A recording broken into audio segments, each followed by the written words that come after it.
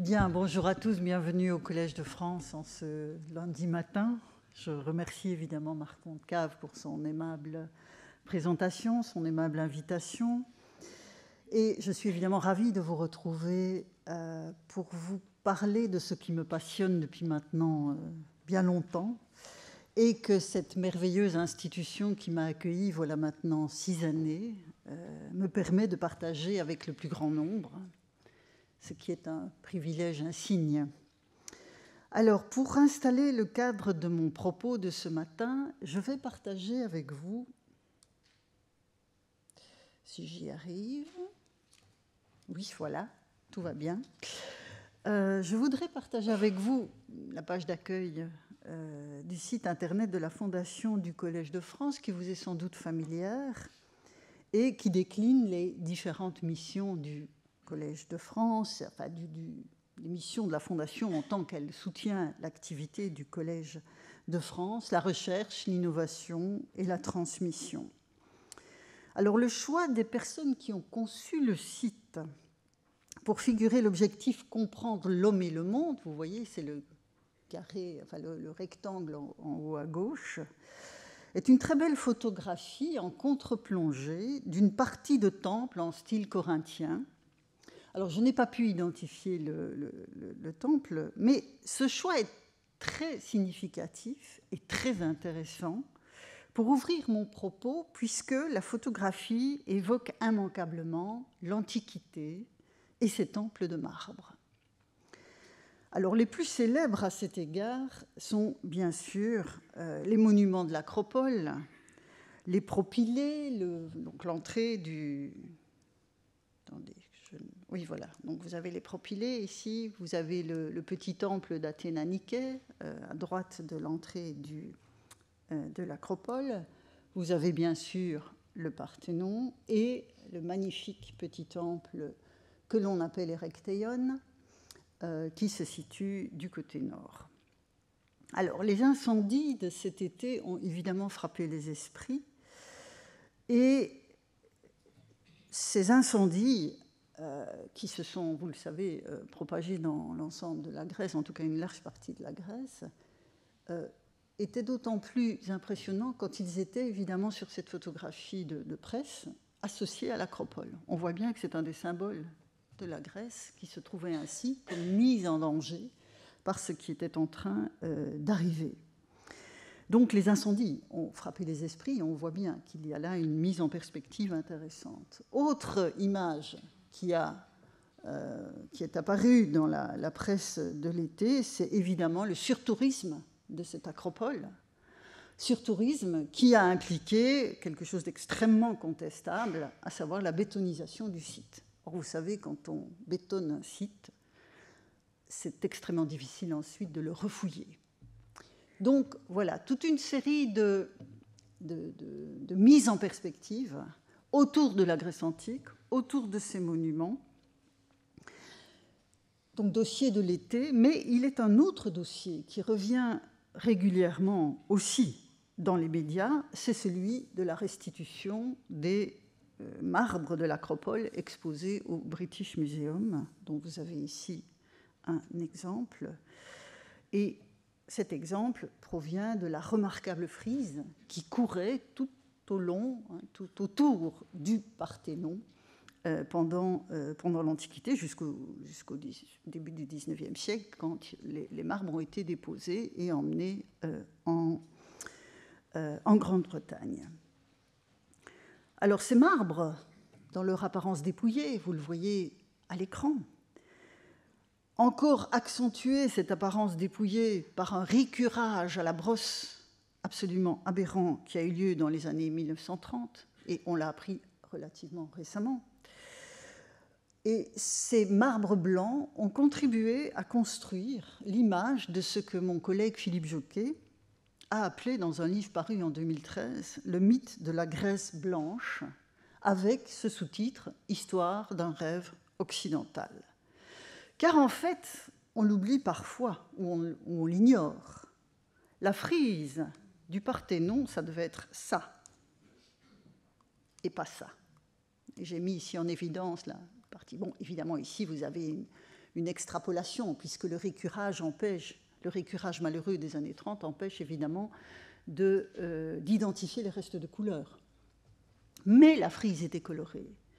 Et dès le XIXe siècle, c'était évident. Vous avez ici sous les yeux une œuvre d'Alma Tadema, le grand peintre de la Grèce fantasmée, qui, dans les années 1860, figurait ainsi Phidias, le sculpteur, faisant visiter le chantier de l'Acropole à ses amis. Et vous voyez que dans cette vision d'Alma Tadema, vous avez la frise qui est colorée.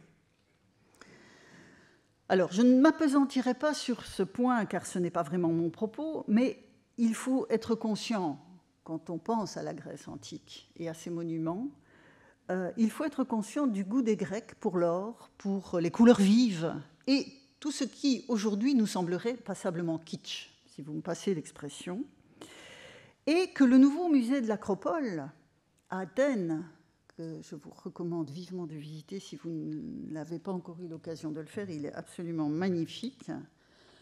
Eh bien, ce nouveau musée de l'Acropole n'a pas hésité à mettre en scène cette couleur longtemps laissée à l'arrière-plan de toute scénographie sur l'Antiquité. Vous avez par exemple ici ce qu'on appelle une chorée, donc une offrande qui était faite à Athéna entre le VIe et le Ve siècle avant notre ère. Et par bonheur, cette chorée a conservé des traces de couleurs, et donc les restaurateurs du musée ont fait en quelque sorte ressortir sur un exemplaire en plâtre ces couleurs.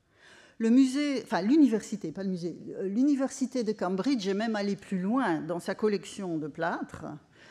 Alors c'est peut-être un peu excessif, mais c'est un geste, quelque part, un geste qui permet de rompre avec ce rêve occidental de la Grèce blanche tel que l'évoquait le livre de Philippe Jocquet.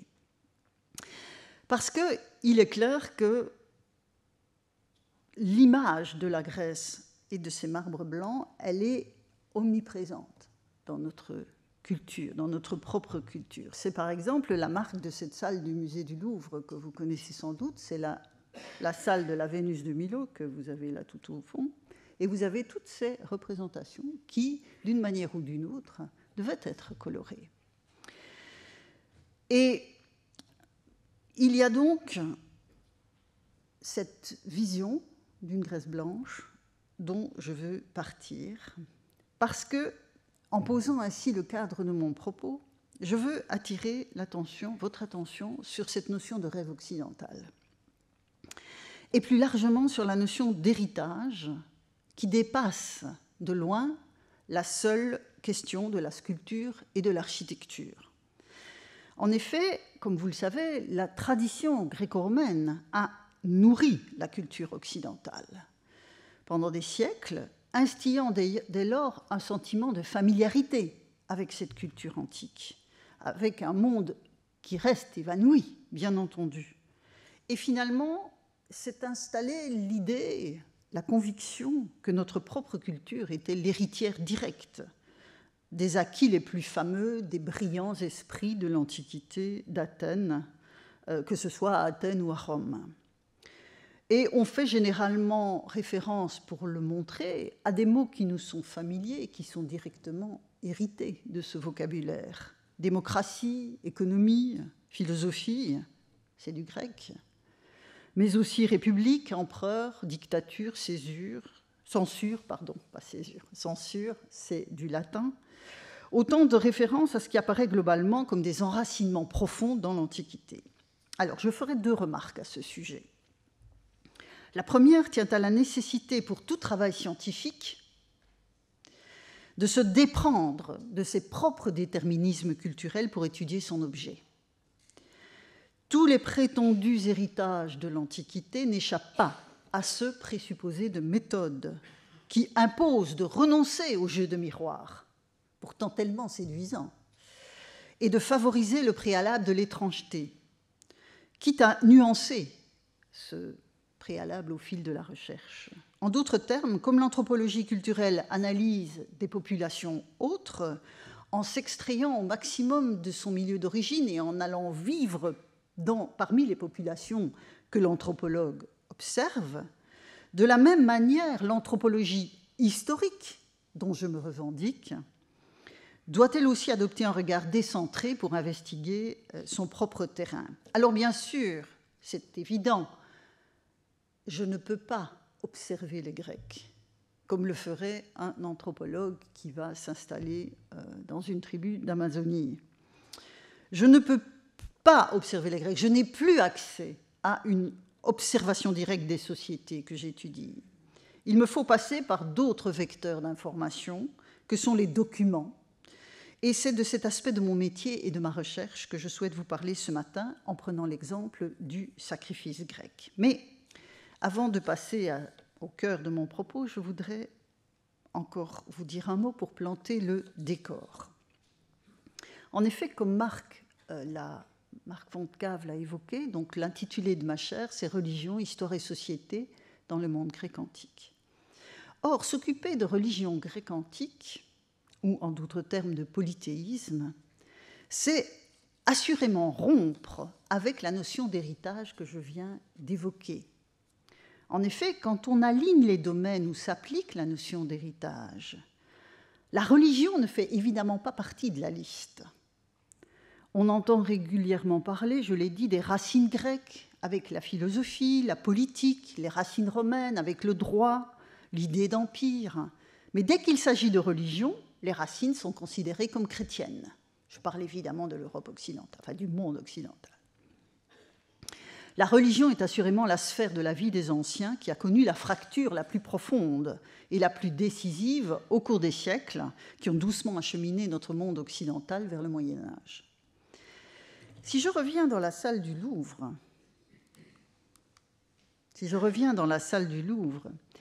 il est clair que pour ceux qui étudient l'histoire de la sculpture, voire même l'histoire de l'art au sens large, un tel assemblage a un sens.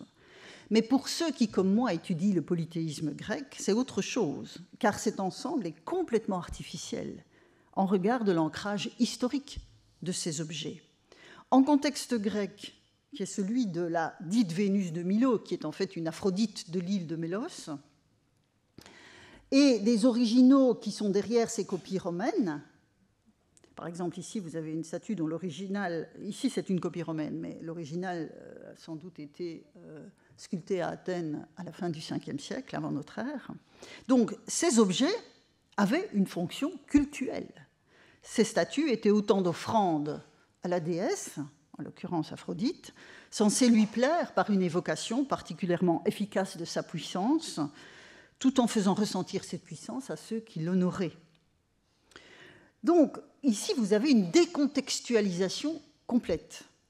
Et l'appropriation des dieux de l'Antiquité, assortie de cette décontextualisation, a évidemment une très longue histoire qui commence avec les pères de l'Église qui ont transformé les dieux du polythéisme en démons malfaisants, avant d'être plus simplement relégués dans le registre des figures d'érudition.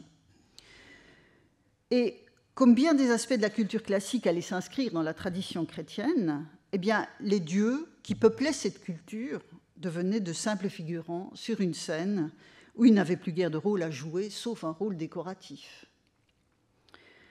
L'histoire des dieux antiques après l'Antiquité est donc quelque peu paradoxale. Ils sont morts, au sens où ils ne sont plus conçus comme des entités actives dans la vie des humains, mais ils ont acquis un autre type d'existence dans notre monde, dont témoigne la dite Vénus de Milo et la manière dont elle a été revisitée. Je vous donne quelques exemples ici. On voit bien que c'est une figure qui appartient à notre culture, à notre héritage, mais que ça n'a pas grand-chose à voir avec le polythéisme grec que j'étudie. Pour aborder le polythéisme grec, il faut donc se déprendre de la familiarité induite par la visite des salles d'antiquité dans les musées, et se déprendre aussi de ce que nous appelons la mythologie, les jolies histoires des dieux, pour restituer leur contexte complexe à ces objets que l'on voit notamment dans les musées. Et il ne s'agit pas seulement des couleurs dont je vous parlais il y a un instant avec le travail de Philippe Jocquet. C'est tout l'univers mental, l'univers social, politique, sensoriel aussi des anciens que l'on doit avoir en ligne de mire. Alors, la tâche est évidemment complexe, car je l'ai dit, notre observation se fait à distance, et à la distance de 2 millénaires au moins.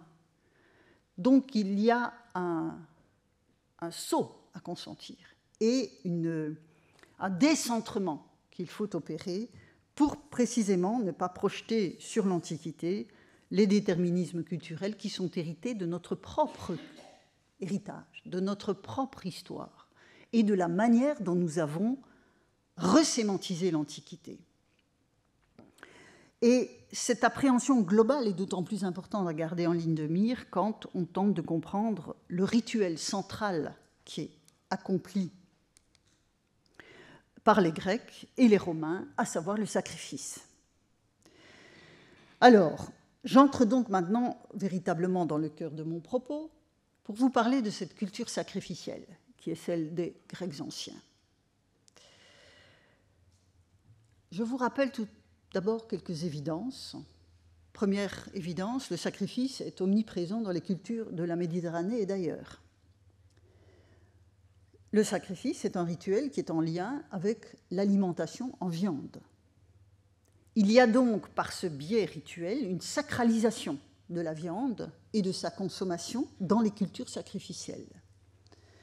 On peut donc parler pour l'Antiquité, mais pas uniquement pour l'Antiquité, de boucherie sacrificielle, qui est très différente de notre vision laïcisée de la consommation de la viande. Donc, je ne m'y appesantirai pas parce que ce n'est pas mon propos d'aujourd'hui, mais quand, vous savez, toutes ces réflexions sur la viande halal, la viande cachère, etc., enfin, l'alimentation halal, l'alimentation cachère, en fait, fondamentalement, c'est nous qui sommes l'exception. Enfin, c'est la culture occidentale héritée du christianisme qui est l'exception plutôt que la règle. Mais évidemment, l'extension de ce système religieux fait que la place prise a été importante. Mais fondamentalement, la boucherie sacrificielle est une règle anthropologique plutôt que la version laïcisée de la viande. Donc voilà quelques éléments pour remettre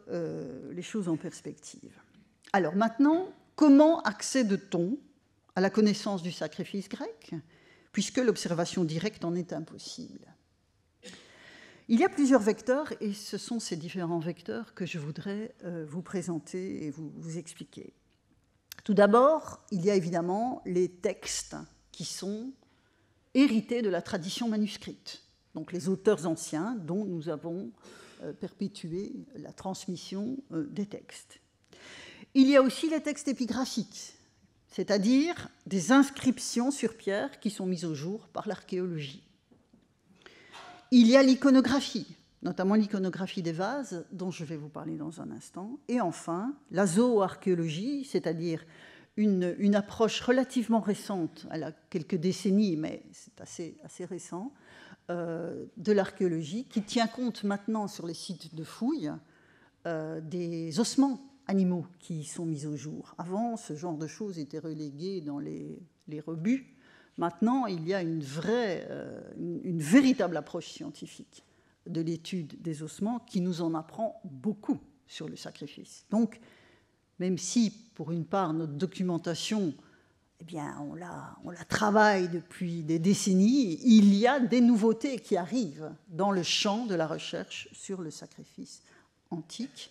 Et il y a aussi, évidemment, l'archéologie expérimentale, dont je vais vous montrer un exemple dans un moment. Alors, les textes, pour vous mettre directement dans l'ambiance. Donc voilà, ce sont les éléments dont je viens de parler. Ne tracassez pas, on ne va pas tout analyser. Mais dès le premier chant de l'Iliade, donc on est vraiment dans l'œuvre majeure de la culture antique, l'épopée homérique, premier chant, vous avez une description de sacrifice. Et ce sont des éléments que l'on va retrouver de façon extrêmement régulière dans tous les chants de l'épopée. Nous avons donc, j'ai mis en grâce les éléments importants. Donc vous voyez ici la référence à une hécatombe, c'est-à-dire un certain nombre de bœufs que l'on va mettre à mort. La référence à un autel qui est essentiel dans un cadre sacrificiel. On se lave d'abord les mains, et puis le prêtre, qui s'appelle ici Chrysès, va prier et s'adresser à Apollon, qui est le dieu destinataire de toute l'opération. Écoute-moi, Dieu à l'arc d'argent, toi qui protèges Chrysé et qu'il a la divine, et règne sur Ténédos. Déjà, tu as écouté ma prière, et pour m'honorer, tu as frappé lourdement l'armée des Achéens. C'est la dite peste qui s'est abattue sur l'armée grecque. Encore une fois, maintenant accomplis mon désir, écarte maintenant des Danaens le fléau lamentable. Donc, prière.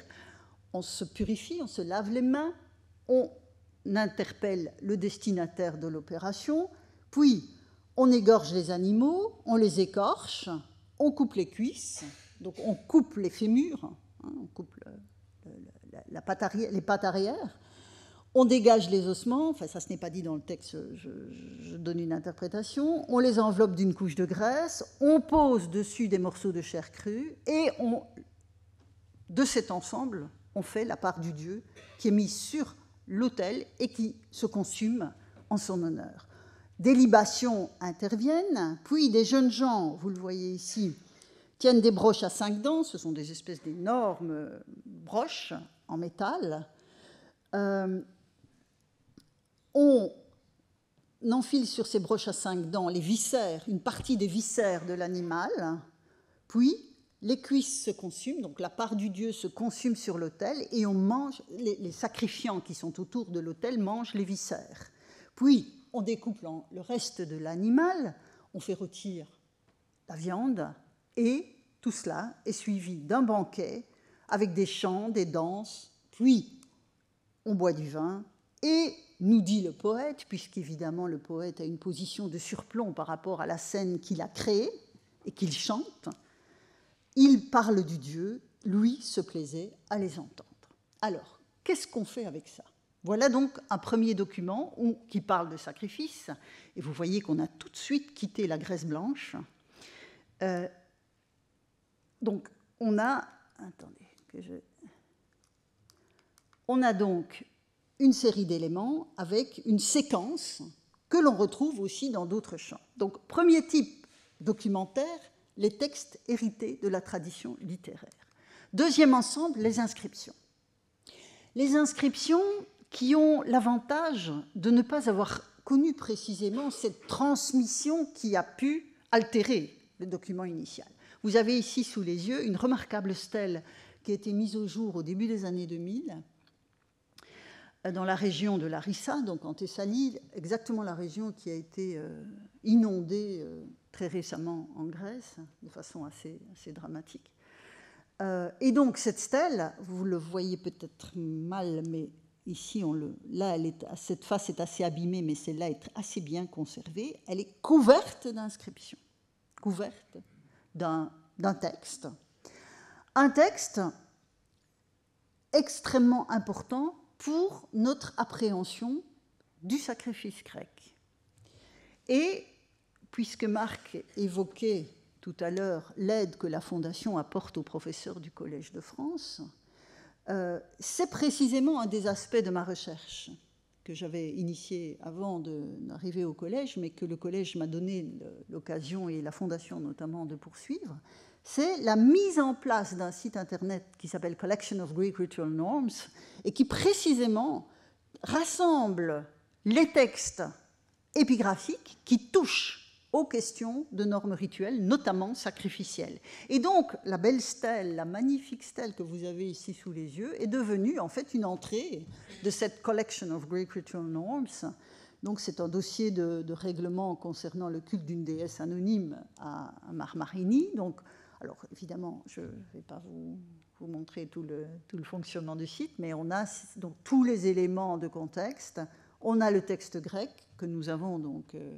en l'occurrence, celui-là a été autopsié, donc on a analysé la pierre, et puis vous avez une traduction anglaise, une traduction française et un très long commentaire. Donc c'est un outil de recherche extrêmement important, et je suis évidemment très reconnaissante à la Fondation m'avoir permis la maintenance et la continuité de de ce travail. Donc, texte épigraphique essentiel pour comprendre aussi le sacrifice grec. Et de la mise en perspective de la tradition littéraire, dont je vous ai montré un exemple avec Homère, et des inscriptions, dont je vous ai montré un exemple avec la stèle de Larissa, voilà ce qu'on peut dégager de ce que j'appelle la trame sacrificielle, c'est-à-dire comment marche un sacrifice grec. Vous avez donc l'animal domestique qui est mis à mort. Trois parties sont essentielles une fois que cet animal est mis à mort. Vous avez la part pour les dieux, on l'a vu, les fémurs de l'animal, de la graisse. J'ajoute, mais ça, vous devez me croire sur parole, je ne peux pas vous faire la démonstration complète en 1 heure de conférence.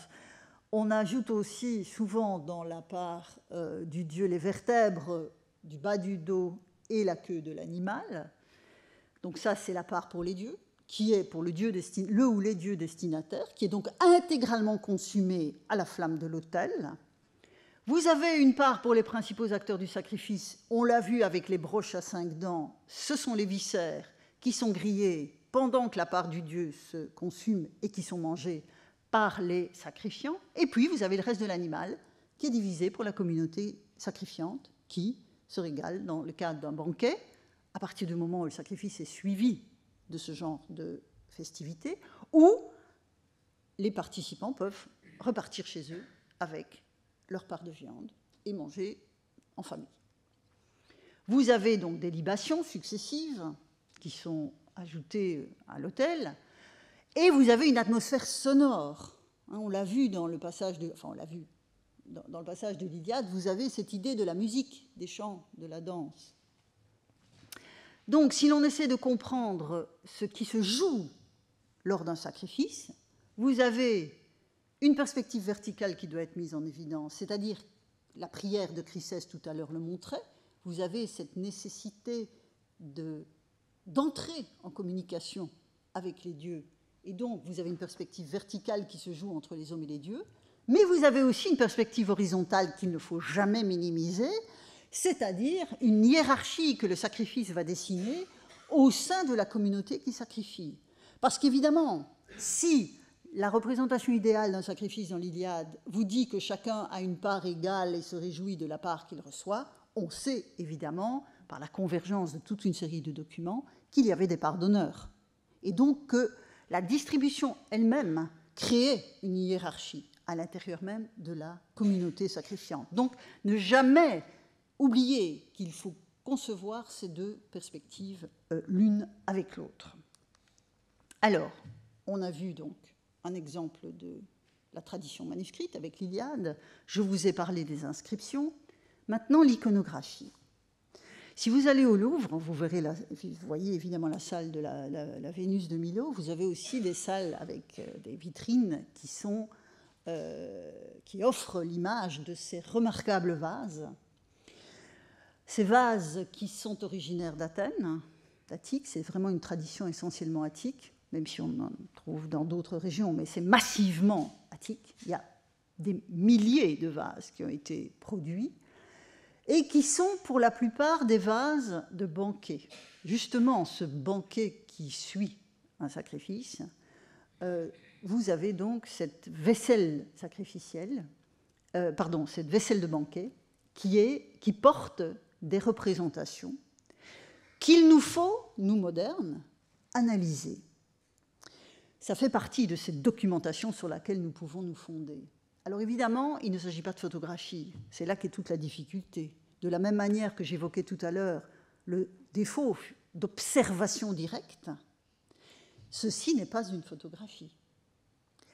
Donc ceci, pour paraphraser Magritte, ceci n'est pas un sacrifice. Mais c'est une indication qui va nous permettre, c'est une trace qui va nous permettre de réfléchir à ce qu'est un sacrifice. Vous avez donc ici la mise en place de la scène sacrificielle avec l'autel, et donc on retrouve des éléments que nous avons évoqués tout à l'heure en parlant de l'Iliade. Vous avez l'autel, l'animal qui ici n'est pas un bœuf, mais arrive est conduit jusqu'à l'autel. Vous avez le sacrifiant principal qui est en train de se laver les mains, donc se purifier les mains. Vous avez le joueur d'aulos, donc une double... Alors on dit une flûte, mais c'est un instrument à hanche, comme une clarinette, donc une double... je ne vais pas dire une double clarinette, mais on parlera de double flûte, mais il ne faut jamais oublier que c'est un instrument à hanche. Et donc, vous avez le musicien qui accompagne. Je vous disais, il y a une ambiance sonore dans le cadre sacrificiel. Vous avez la colonne qui nous montre que le peintre a voulu nous dire aux spectateurs, enfin l'utilisateur du vase, qu'il s'agissait d'un cadre de sanctuaire. Et vous avez ici, et là vous devez me croire sur parole parce qu'il faudrait mettre en série pour le prouver, vous avez ici la figure du dieu lui-même, qui est Apollon, avec sa branche de laurier, qui est le destinataire du sacrifice. Et donc vous voyez un jeu très intéressant sur le plan iconographique, de la même manière que le poète de l'Iliade peut dire de sa position de surplomb de poète par rapport à ceux qui vivent le sacrifice, le dieu se réjouissait. De la même manière, vous avez ici une sorte de double registre entre la scène sacrificielle où les humains sont entre eux, et puis, pour le spectateur du vase, pour l'utilisateur du vase, l'image du Dieu, c'est-à-dire que cette opération-là, qu'est-ce que ça veut dire? Ça veut dire que, perspective verticale que j'évoquais tout à l'heure, on s'adresse à un Dieu. Donc vous avez ici, voilà, une évocation de ce sacrifice et des enjeux de l'opération sur la face d'un vase donc qui date du milieu du 5e siècle avant notre ère. Mais d'autres moments sacrificiels sont aussi privilégiés par les peintres athéniens du 5e siècle. Vous avez ici, l'animal, il n'est plus là parce qu'il a déjà été égorgé, écorché et découpé. Vous avez toujours l'autel avec des traces de sang qui sont volontairement indiquées. Donc vous voyez les marbres blancs, les autels, quand vous les voyez sur des sites, ils sont toujours immaculés, mais un autel, c'est ça. Vous avez une série une structure qui est mise pour que la flamme ne touche pas directement le marbre. Vous avez à nouveau un sacrifiant principal. Vous avez les fameuses broches dont parlait Homère, avec les viscères qui sont prêts à être grillés. Vous avez le joueur d'aulos qui se repose. Et vous avez ici donc le sacrifiant qui va déposer sur l'autel quelque chose sur lequel je vais revenir. Et ici, l'imagier a choisi aussi de parler du destinataire, parce que parfois il ne le fait pas, mais ici il a choisi de le faire, non plus en imaginant le Dieu de façon anthropomorphe dans un cadre invisible de ceux qui sacrifient, mais ici dans le champ humain de l'action par le biais d'une statue. Donc vous voyez les composants dont le peintre peut se saisir pour dire le sacrifice sont très divers.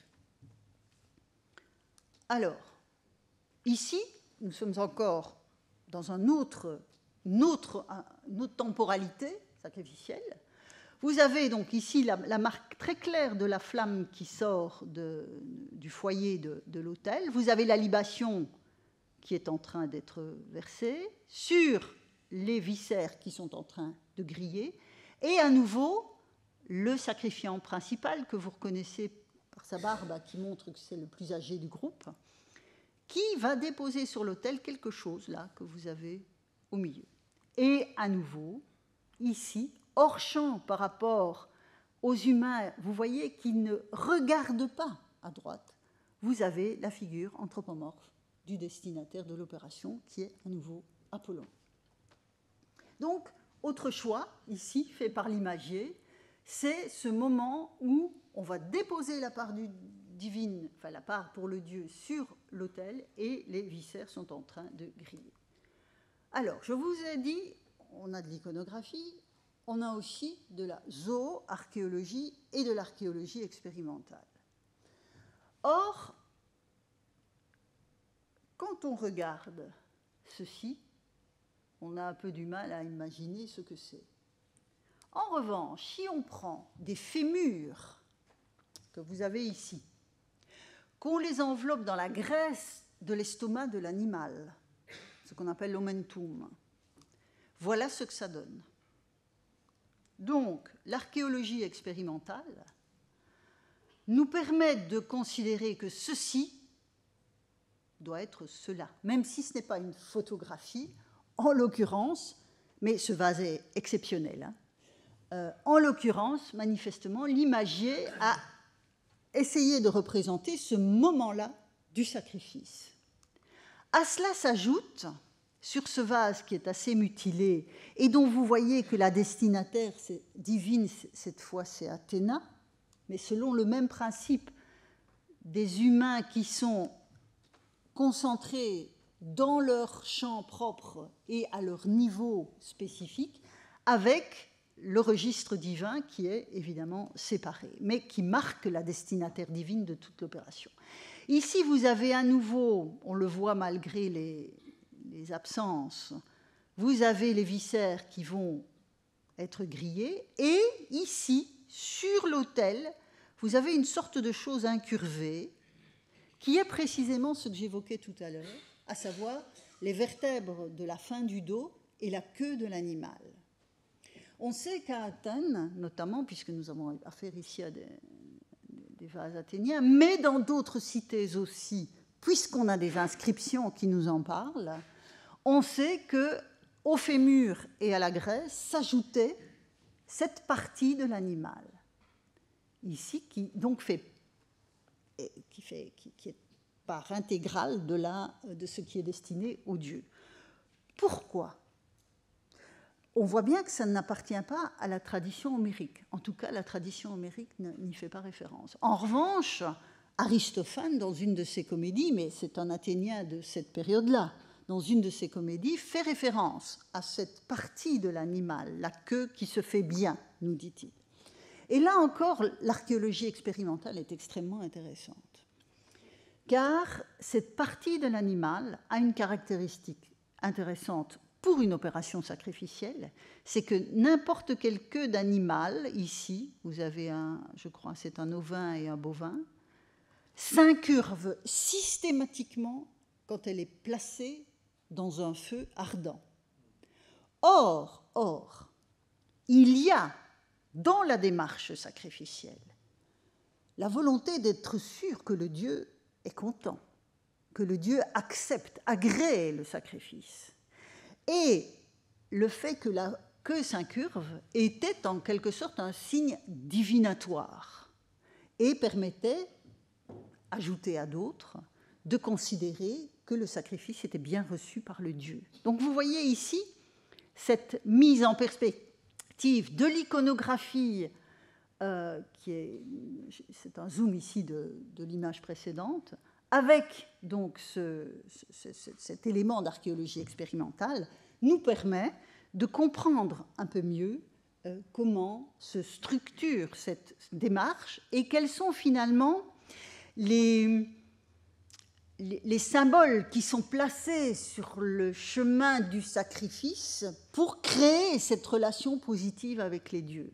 Parce que vous voyez cette flamme-là, qui est particulièrement vive sur ce vase, elle est aussi, et là d'autres expériences l'ont montré, elle est particulièrement alimentée, la flamme vive, par la graisse de l'animal. Si vous avez un jour fait un barbecue avec une viande très graisseuse, vous avez pu voir ce que ça faisait. Or, là aussi, l'intensité de la flamme montre l'agrément du Dieu. Donc vous voyez que le rituel est construit, il est élaboré pour activer cette perspective verticale de relation entre les hommes et les dieux. Alors maintenant, comment comprendre un peu plus finement tout cela ? Que signifie finalement ce sacrifice ? Quels sont quel est le langage sacrificiel que l'on peut essayer de reconstituer derrière toute cette opération, puisque, je le répète, je ne peux pas tendre mon micro et aller interroger les Grecs. Je suis obligée de lire leurs textes et d'essayer de comprendre les schémas de représentation, l'imaginaire qui nourrissait les rituels qui étaient accomplis. Dans la mesure où, contrairement à ce qu'on a pu lire parfois, nous n'avons pas affaire à une simple culture ritualiste au sens où les gestes seraient accomplis de façon mécanique sans être nourris par des représentations. Et donc, c'est ça une partie de mon travail comme chercheuse sur le polythéisme grec, c'est d'essayer de comprendre l'imaginaire qui nourrissait cette culture sacrificielle. Et pour ce faire, l'autre grand poète de la période archaïque avec Homère, c'est Hésiode, poète béotien, donc qui est sans doute un peu plus jeune que la tradition, enfin un peu plus récent que la tradition homérique, mais nous sommes toujours à la période archaïque. Et Hésiode, dans sa Théogonie, va raconter la naissance du monde, l'émergence du monde, pas la création. Le monde grec, pour les Grecs, n'est pas créé. Il vient au jour. Et avec lui, progressivement, se met en place le paysage, toute la composante de la terre, et les dieux et les hommes. Et les hommes ne sont pas créés au sens strict non plus. Et donc, dans cette Théogonie, ce qui est important pour le poète, c'est d'expliquer finalement pourquoi le monde est monde, pourquoi il est ce qu'il est, comment il se fait que, voilà, quand vous vous levez le matin, vous voyez les montagnes, le ciel, la terre, et vous sacrifiez aux dieux. Et la place de chacun dans cet ensemble, la place des dieux, la place des hommes. Et pour expliquer cette place respective des dieux et des hommes, Hésiode, dans la Théogonie, raconte un épisode du passé très, très, très ancien de l'humanité, où se règlent des différends entre les dieux et les humains. Et ce différend entre les dieux et les humains, qui vivaient manifestement en bonne intelligence jusque-là, ce différend se joue autour de la répartition d'un bœuf. Or, je vous l'ai dit, je vous l'ai montré jusqu'à présent, la répartition de l'animal est au cœur de la culture sacrificielle. Donc, ce qui se met en place là ne peut avoir qu'une relation immédiate au sacrifice. Autour d'un bœuf, donc on fait les parts. Il, c'est-à-dire Prométhée, dispose devant tous en cherchant à berner l'esprit de Zeus. Pour l'un, la viande et des abariches de graisse, mais il les disposa sous la peau de la bête, enveloppée, cachée dans la panse du bœuf. Pour les autres, les os blancs du bœuf, il les disposa de belle façon, enveloppés, cachés dans de la graisse luisante. Donc vous voyez les os du bœuf qui sont cachés dans la graisse luisante. Ça doit vous rappeler ce que je viens de vous montrer de l'archéologie expérimentale. Alors, il s'ensuit un dialogue entre Zeus et Prométhée sur lequel je passe, mais il n'empêche qu'au final, vous avez les os sous la graisse qui sont destinés aux dieux et la viande qui est destinée aux hommes. C'est pourquoi, nous dit le poète à la fin du passage, c'est depuis lors que pour les immortels, les tribus des humains de la terre font brûler les os blancs sur les autels odorants, c'est-à-dire exactement ce qui deviendra le sacrifice. Et donc, maintenant, si je cherche à comprendre ce qui se passe dans cet épisode de Prométhée, vous avez un différend entre les hommes et les dieux, c'est-à-dire qu'ils seront désormais séparés, chacun à sa place. Je vous l'ai dit, la Théogonie, c'est un poème de la mise en place du monde. En l'occurrence, avec cet épisode-là, les dieux et les hommes sont désormais séparés. C'est aussi un épisode, il me faudrait 1 heure de plus pour vous le rappeler et vous l'expliquer, c'est aussi un épisode qui détermine la condition humaine. À partir de ce moment-là, à l'issue de cette opération, vous avez le vol du feu, donc les hommes vont devoir apprendre à faire du feu ou à garder le feu. Vous avez le surgissement de la première femme dans le cosmos. Donc c'est vraiment la détermination de la condition humaine qui se joue dans l'épisode de Prométhée. Vous avez la nécessité d'honorer les dieux à distance, puisque les hommes et les dieux sont séparés. Il faut un vecteur de communication entre les deux.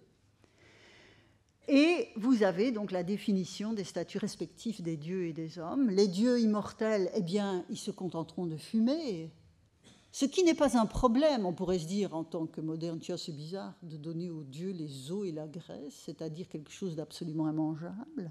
Mais non, justement, c'est pour cela qu'ils sont des dieux, ils n'ont pas besoin de manger. Vous voyez, c'est la précision de leur statut spécifique. Ils se réjouissent de la fumée. Tandis que nous, pauvres mortels, nous devons manger pour vivre. Et donc la viande, qui semble être la part la plus favorable, marque en fait notre statut de mortel. Et donc, toute cette opération que l'on voit mise en scène dans la théogonie d'Hésiode, c'est une sorte de proto-sacrifice. Ce n'est pas vraiment le premier sacrifice. Par exemple, dans le passage que je vous ai mis sous les yeux, on ne parle pas de viscères. Or, les viscères et la consommation des viscères, c'est essentiel dans le sacrifice dont je vous ai parlé jusqu'ici. On n'a pas de viscères dans ce passage-là. Mais on a d'autres choses qui mettent en place les conditions de ce qui deviendra le sacrifice. C'est pourquoi je préfère parler de proto-sacrifice. Et donc, pour conclure, quelle signification donner au sacrifice? Comment comprendre au sein de cette culture sacrificielle ce rituel qui a duré pendant 1000 ans à peu près?